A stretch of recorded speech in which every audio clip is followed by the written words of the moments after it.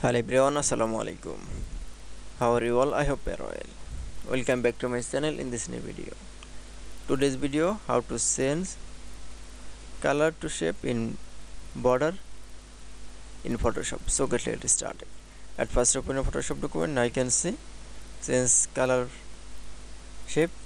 Now going to the toolbar option. Now select from shape option. Now select from any shape. Now draw a shape. Now you can say open the layer. Now choose from color and going to the layer option. Now click from mouse right button and click from blending option and click from stroke and size the border. Now click OK. Now you can see then change the color. Now you can see then going to the again layer option. Now click from mouse right button. Now apply from symbosis and click for stroke and click from color. Now choose from color. Now click OK. Then again click OK. That's it. Now you can see change border color shape in Photoshop.